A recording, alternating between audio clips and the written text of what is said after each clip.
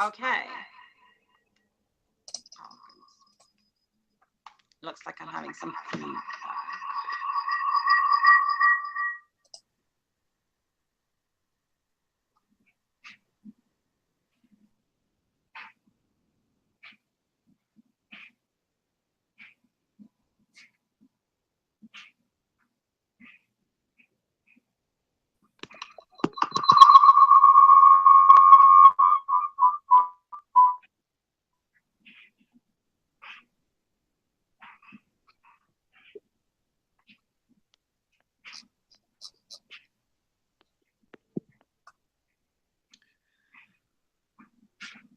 Can you hear me? I can. Okay, great.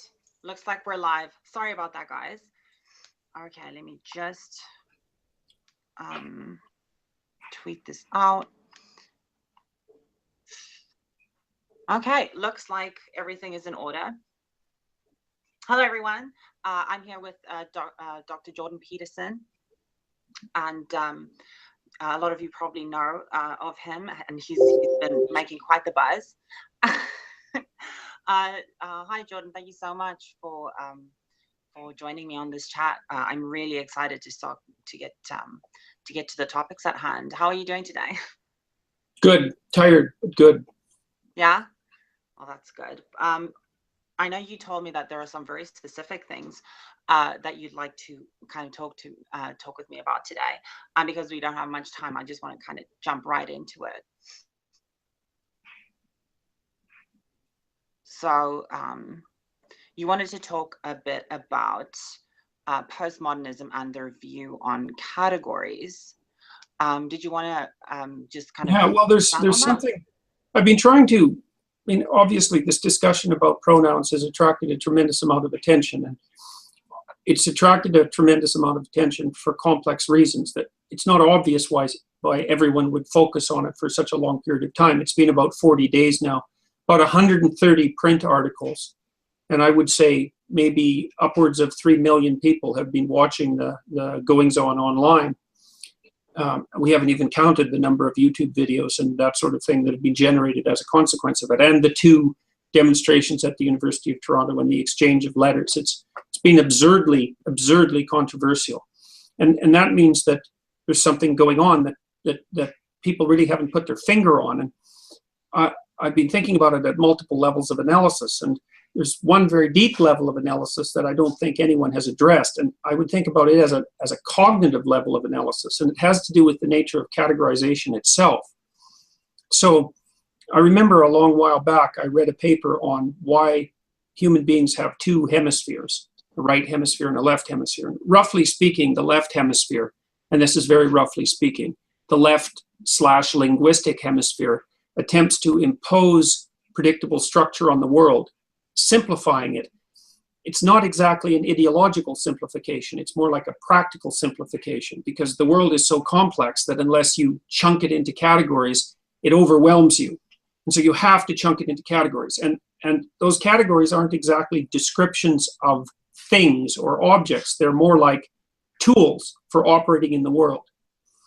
And then the right hemisphere keeps track of anomalies and exceptions and tries to build those slowly into the category system so that it doesn't blow the category system. And so there was an example of this that a researcher named Goldberg offered. He had trained a neural network to recognize images of fish, and the same neural network to recognize images of birds. But when he showed it a penguin, then it blew the category structure so that all fish became birds and all birds became fish.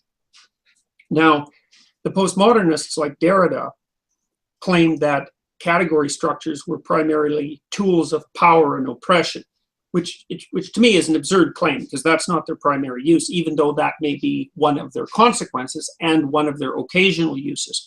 And he became very, very concerned about who the category systems marginalized and what the consequence of that was for them. And that got tangled in a sense into the Marxist identity politics routine, because the Marxist identity politics people picked up the idea of the excluded and marginalized and sort of transformed them into the equivalent of Marx's oppressed working class, and then started to agitate for them. And the Democrats in the United States, for example, transformed their focus from working class concerns, say, to identity politics concerns. And there's been some notion that that was part of the resurgence of Marxism as an ideological doctrine. Anyways, it's a really fundamental problem. The problem, the categories exclude, but then if you include the excluded in the category, you blow the category structure. Now, this is partly why the right-wing Christians, for example, were so opposed to the idea of homosexual marriage, because they viewed marriage as a binary category between males and females, and they believed that including the excluded in that would blow the category. Now, you can argue that they were wrong, or you can argue that they were right, but at least you have to argue that they might be right, and that's what they were concerned about. And now we have this new issue, which is the category of people who don't fit neatly into gender identity categories.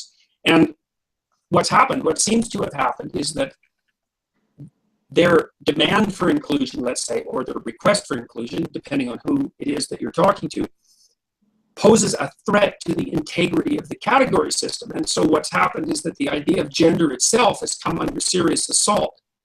And that's led to some really strange consequences. I mean, in Bill C-16, for example, identity is now defined as nothing but subjective choice, which is an absolutely absurd definition of identity, because identity is far more than subjective choice. It's negotiated socially, and it also has practical significance. It has to have those other elements in it.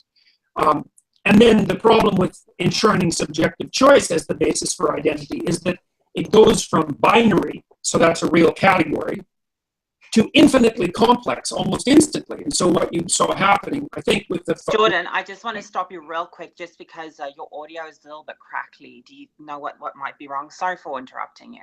I don't know. Maybe I could get a little bit closer to the microphone. Yeah, it's still crackly. It's still kind of distorted.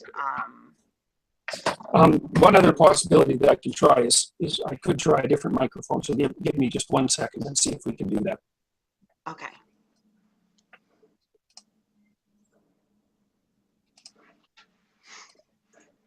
How's that? I think that's better. Could you speak a little bit more? Okay, is that better? No, that's not better. Oh, goodness. Okay, so let me try something else. Give me 1 second. I guess that's the danger of live. Yeah, it is. Okay, so just give me 1 second here.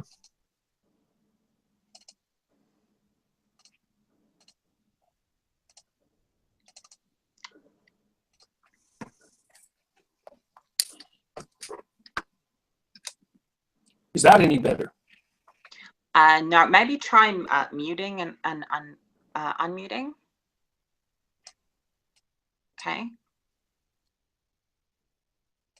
All right, how about now? No, still not. Maybe plug the mic in and out. Okay.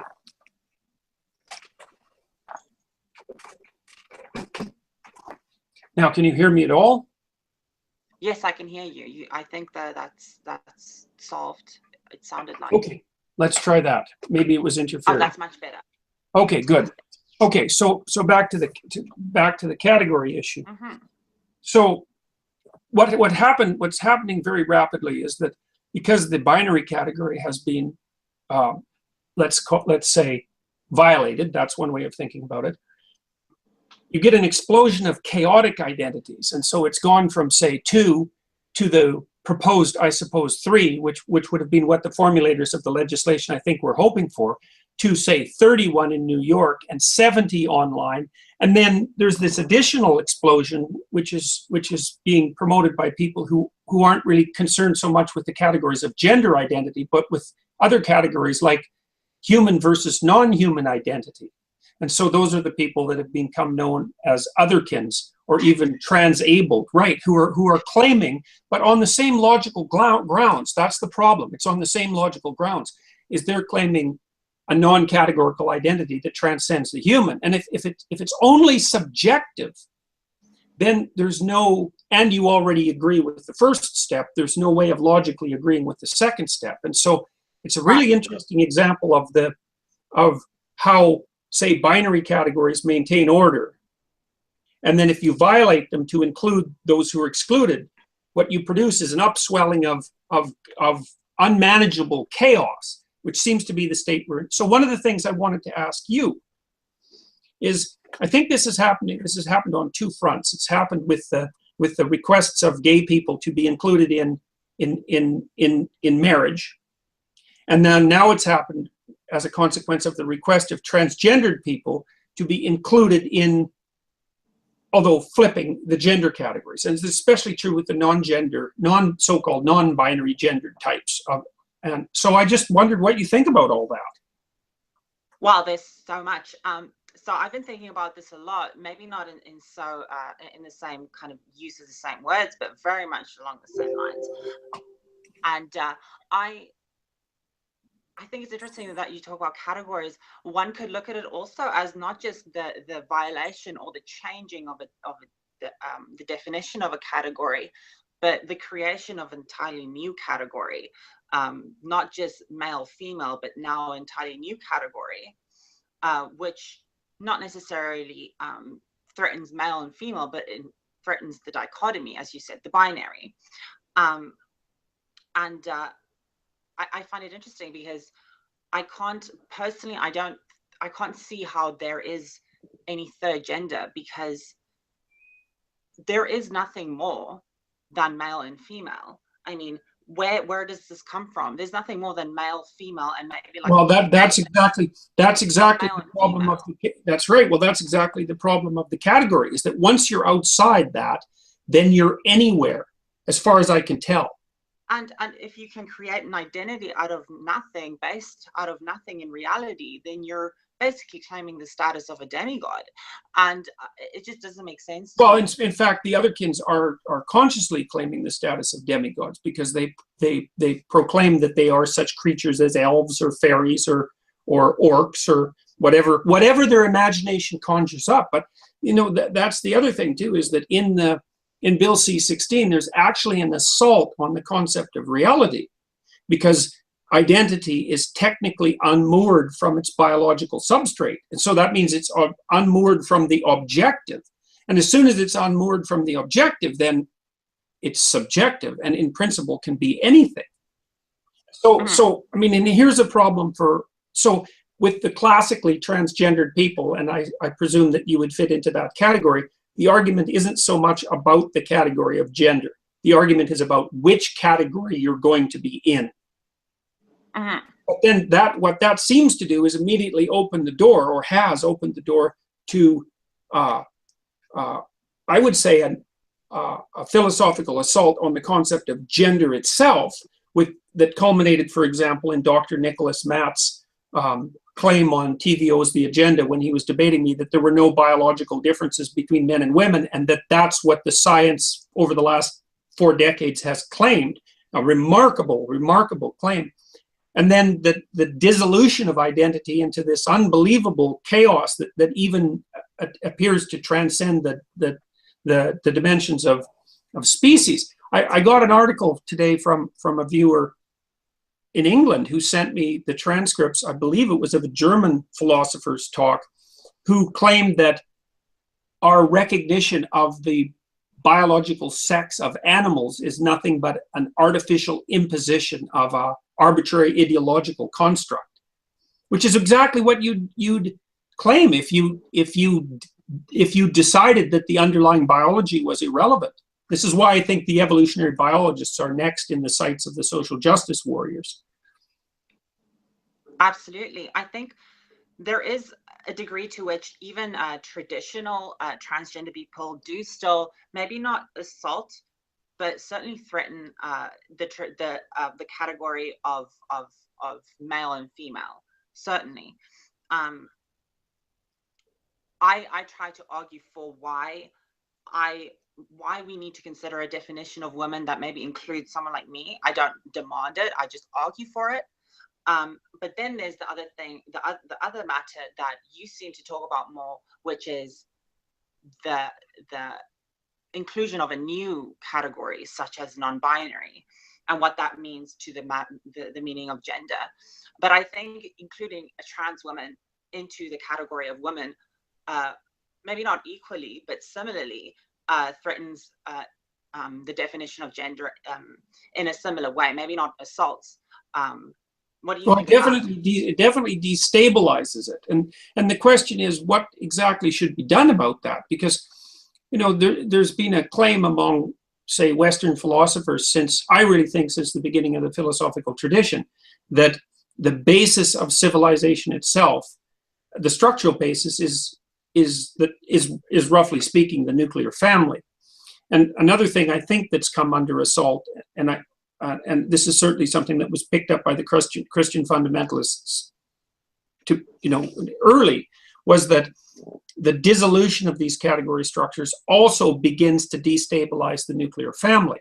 And the problem with that is we don't exactly know what the consequences of that will be. We do know, the scientific literature is quite clear on this as far as I'm concerned, is that children who are raised in intact families with two biological parents do far better on pretty much everything that's measured. And so now, of course, the problem with the family, and you can see this reflected in, say, Kathleen Wynne's new legislation on, I think it's called All Families Are Equal, that's the bill, is that if any arrangement whatsoever between people can be family, then there's no such thing as family anymore. And if there's no such thing as family, well, then we don't know what will happen. And the problem, too, is that it seems to me that it's in the interest of people who are who do not fit easily into categories to not destabilize the main culture too badly. And there's a reason for that, is the main culture right now is actually pretty tolerant. If you destabilize a culture enough, it will become rapidly intolerant. And then the first thing that happens is those who are identifiably different are the first targets of an intolerant culture.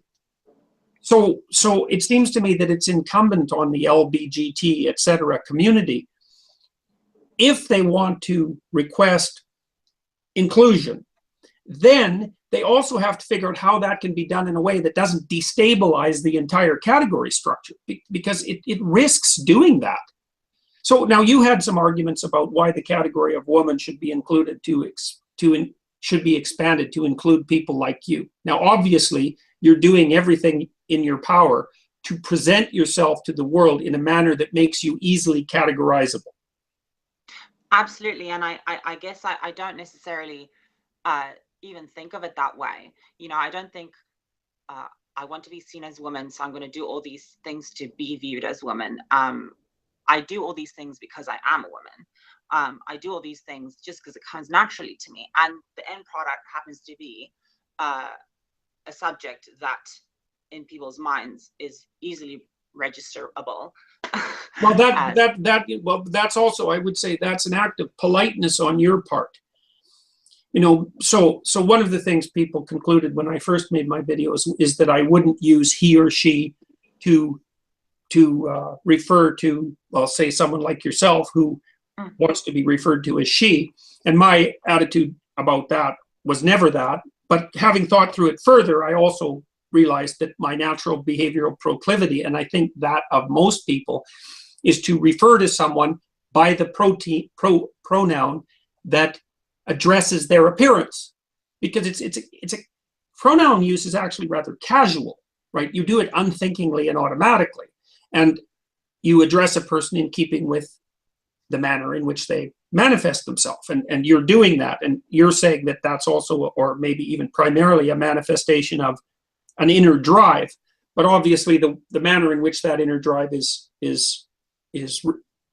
manifests itself is also socially, it's part of a social negotiation. Of course. And that's probably my argument for choosing a definition of woman that includes me, because for the sake of communication, it just makes sense. I mean, language is what we use to communicate with one another. We don't want to corrupt it, but the better we communicate the real world to one another, the better we use language. And I think there would actually be more confusion if people referred to me as he and sir and stuff. Right. Okay. So part of your case is that there's actually no way of addressing you that doesn't produce some confusion, and so using she is the simplest. Produces less confusion. Okay, well that's an interesting argument. Okay, so what would you say if I said, look, it appears that you could make a case that your mere existence is a threat to categorical order.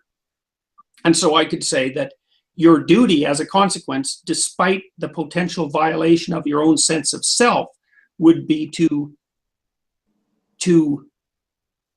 what?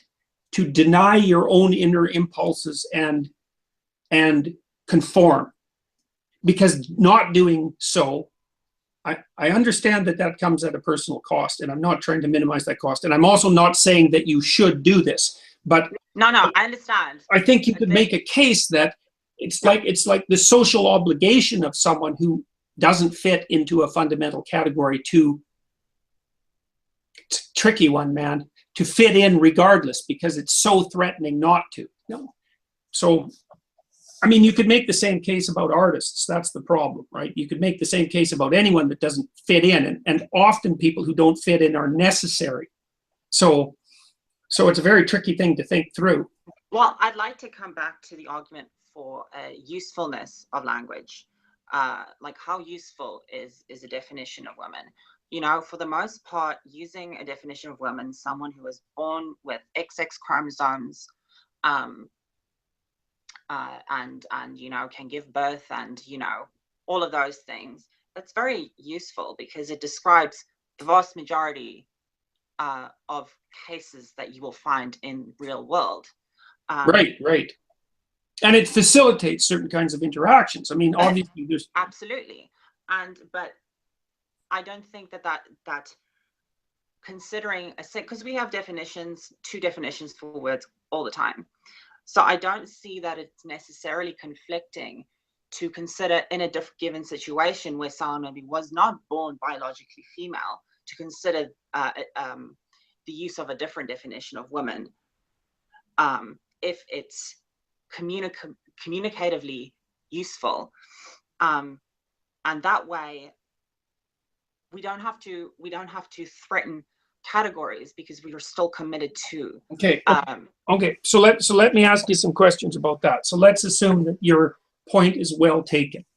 Then I might say, if you're born a man and you wish to be treated as a woman, what are the minimal obligations that you have to undertake in order to be granted that, let's say, privilege? You know, because the way this is framed, right, the way it's been framed in discussions with me so far is that it's a matter of respect to use someone's pronouns. And I think that's nonsense, because when I see people on the street and I refer to them as he or she, it has nothing to do with respect. It's just the most casual of communication intents. And so I don't buy the respect thing. But let's say you're making a case that the most straightforward thing is to include you or people that are in the same position as you. So what do you think your obligations are, your responsibilities are to the social compact, let's say, in order to be given that, I gotta say, privilege? It's something like that, because that's it's an okay. exception. Eh? Privilege is fine with me. I get what you're trying to say, so it's no big deal. I think that considering that, my answer to that question would be to be regarded as the gender that you identify as commonsensically within your culture. Maybe that's your obligation. Yeah. Okay. Well, that seems to be at least reasonable, because at least then you don't make it awkward for people to any more awkward for people to interact with you than it has to be. Exactly. And that seems to, well, you know, I was talking to an artist the other day named Jonathan Pageau, and we were talking about the issue of non-categorical identity, and he was talking to me about mythological stories of the welcoming of strangers. And so there's a very strong tradition of hospitality in most cultures, and if a stranger shows up, you're to welcome them into your house. But they're supposed to behave when they're in your house, so they're not supposed to steal your right and rape your women and so forth, right? Yes, exactly. So there's an obligation on both sides. Yes. Like what Gavin McInnes said about trans women who transition from male to female. He said that, you know, if you're going to go to Japan and you're going to go live in Japan, you need to like speak their language, communicate with them, adopt their customs, take your shoes off when you enter the house, refer by their last name, all these things. That's just what you do. That's what a stranger does if they don't want to be considered a stranger anymore. Right. Right, exactly that. Yeah. Something, well, so it seems to me that there needs to be a discussion about responsibilities. If the excluded other wants to be included, the way to be included isn't to blow apart the category structure. It's to behave nicely when you're welcomed into the house. It's something like that. Okay, so I've got a more vicious question to ask you, I would say. This is a rough one, man. And so the majority of this live stream will be considered transphobic by probably the majority of trans people. I love it. I think this is such good conversation. Okay. Anyway, so here's another problem. One of the things that I've been thinking through the last couple of weeks is the idea of discrimination, and because discrimination and judgment and categorization aren't that easy to tell apart. And you have to be discriminating or you'll do anything all the time. So you have to make choices and you have to exclude. Now, one of the things that's very characteristic about female sexual behavior among human beings is it's very exclusionary. So, for example, among chimpanzees, the females are promiscuous maters. Now, the dominant males have more offspring, but that's because they chase the subordinate males away from the females when they're in estrus, when they're in heat. The females that are in heat, they'll mate with any male. The dominant males chase away the subordinate males so they get more offspring, but it has nothing to do with female, let's say, preference. Human beings are very strange in this regard, and this is maybe why we're so different from chimpanzees, even though we share a common ancestor. And one of the big differences is that human females are very, very choosy sexually. And so this is why, for example, you have twice as many female ancestors as male ancestors. And it's a hard thing to think about conceptually, but basically it means that on average, you'd get that outcome if on average every female produced 2 offspring and every male only produced 1. Now that would mean some males produce far more than 1 and some produce 0. So there's differential sexual success in males and females and human beings. And it's because of female sexual selectivity. So this is what females choose for. They choose men who are across or above them in dominance hierarchies. They tend to choose for health. They tend to choose for appearance. They tend to choose for productivity that's manifested often in status, and so forth. And so what that means is that a minority of males are found very sexually attractive and the majority of males not. And so my point is that one of the most fundamental rights that, say, feminists want to retain is the right to absolute sexual choice in their partners. But they don't understand that that's based on exactly the forms of discrimination that they're always arguing against. So because people sleep with someone of their own race, they sleep with someone of their own religion, roughly the same age. They generally go after healthy people. They generally go after attractive people. And so every single dimension of discrimination that you can possibly imagine governs sexual choice.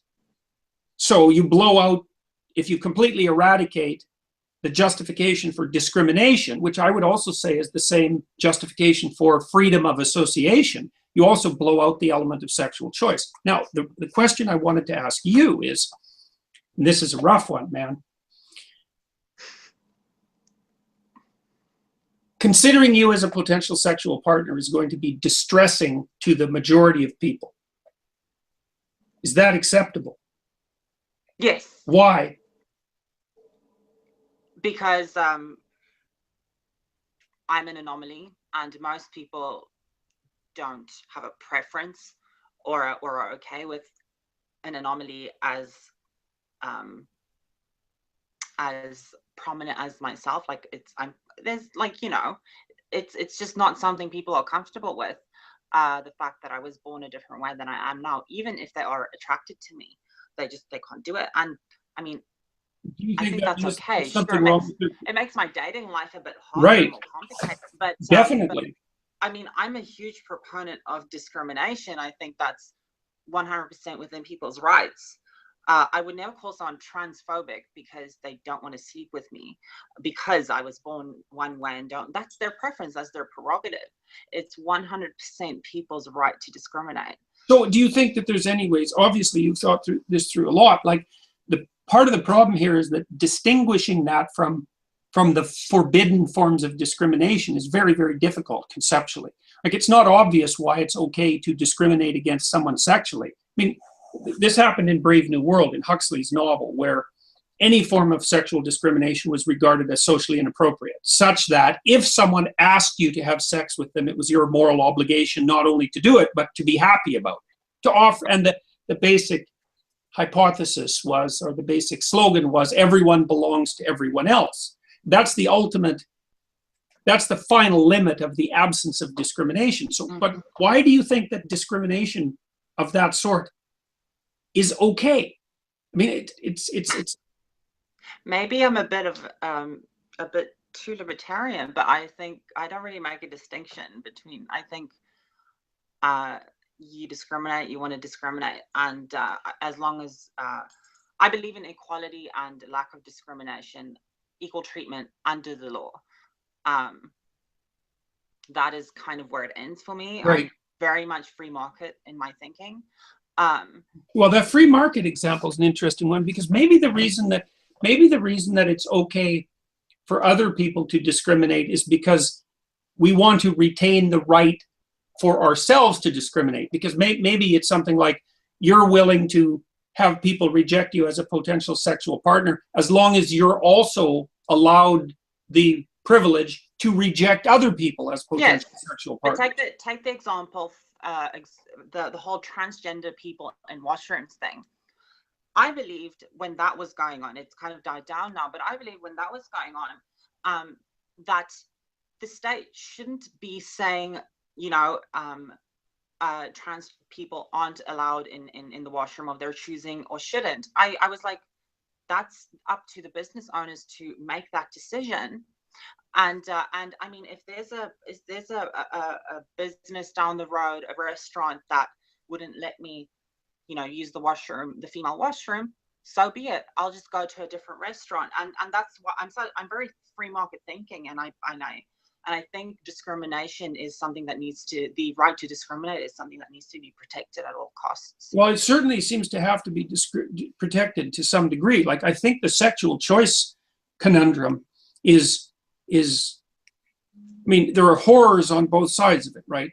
The first horror is, well, if you obliterate sexual discrimination, then you have to allow yourself to be the sexual target of whoever, whenever. That seems like a pretty bad solution. And it's certainly not one that I think particularly women would rapidly accept. And that's such an assault on individuals' agency.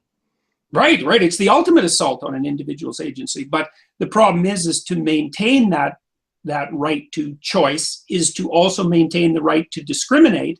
And then putting the boundaries on what you're allowed to discriminate against is very, very tricky. Like, I think we've gone far too far in the anti-discrimination direction. I mean, one of the things that happened, I mean, it's very difficult, for example, for people on campuses now to aggregate themselves in gender uniform groups. And I'm not sure that's a good idea. Like, it seems to me that men should be allowed to hang around with men if they want to, and that women should be allowed to hang around with women when they want to, and that actually that right might be necessary for the proper development of masculinity and femininity. So to interfere with that seems to me to be a terrible thing. Oh, sorry. Oh, someone's looking for your They are. attention. Well, you know, I think I'm probably out of time. So, but that was a good discussion. Hang on a second. Yes, thank you so much. Maybe we can do it sometime in the future. Well, we've got maybe the people that are watching are going to respond, and maybe they'll have questions that we could address. But Absolutely. it's useful dialogue because, well, for obvious reasons, and there's serious things that need to be discussed here. I think the most serious thing we discussed is that the LBGT community, et cetera, as they have requested and demanded more and more inclusion, have failed utterly to consider their responsibilities as included members. One final thing, this is another horrible thing that no one ever talks about. I mean, the data suggests that men who are homosexual have a very large number of sexual partners. And that makes sense to me, because men tend not to say no to sexual opportunities. And so if you have Right. men with men, it's like no one says no. So there's lots of sexual activity. And they just have a high sex drive. I can tell you, as someone who's been on both sides of the coin, sex drive just plummets. Yes, yes. Well, I think that's something that women don't appreciate about men. They don't know about men. Yeah. But oh yeah, I have so much sympathy for men, and the fact that that's something that they have to kind of manage constantly. It's just this constant kind of, there's a lot of sexual drive that women don't have and have to right, deal with. right, It's like being constantly hungry, you right. know? Very much You like have to that. eat all the time. That can, if you have to eat a lot more than someone else, that person might not understand how annoying it can be to be hungry when there's no food. Anyway. So one of the things I'm curious about is, so if marriage is expanded on any other grounds merely than the legal grounds, which I think aren't sufficient to even maintain marriage as an institution, if marriage is expanded to include same-sex couples, say, what are the obligations of the same-sex couples once they're actually married? So does that mean that, and I know the literature on this, that the suggestion is that most male homosexuals who get married don't give up their promiscuous ways. Well, it seems to me that if you don't give up your promiscuous ways, then you're actually not playing the game of marriage. And that's one of the discussions about responsibility that I don't think has been had in public lit. If you want to be part of the game, then in principle, you also have to follow the rules. That doesn't mean everyone who's heterosexual, who's married. I agree, lest you absolutely obliterate the very fundamental building blocks of a society and a culture. I mean, that's what happens when you violate very important categories like marriage. Right. That's right. You know, we don't know what the fundamentals. We don't really understand the fundamentals. I mean, people have made philosophical claims. I would say gender identity is a fundamental. Children learn that very early, and marriage is a fundamental, and the nuclear family is a fundamental. And you know, we have no idea how many of those fundamentals can be challenged before the whole bloody thing shakes and falls down. And unless you want it to shake and fall down, and this is something else I really don't. Which is what Marxists want. Yes, exactly. Well, that's exactly right. That's exactly what they want. I wouldn't recommend that. The state can come in and. Yeah, or maybe they just want everyone in the rubble. I mean, that's certainly what happened in places like the Soviet Union. All right, so good. Well, that was good. So maybe we'll get a chance to do this again. Yeah. Everyone, please check the link below to register for the Right to Offend conference on November 19th. It's going to be great. We'll be talking about similar topics surrounding political correctness, free speech, and so on. And I wanted to have this live stream because Dr. Peterson wouldn't be able to make it in person for that conference. So I just wanted to use this time to promote it. Thank you so much, Dr. Peterson. All right. Okay. Bye-bye.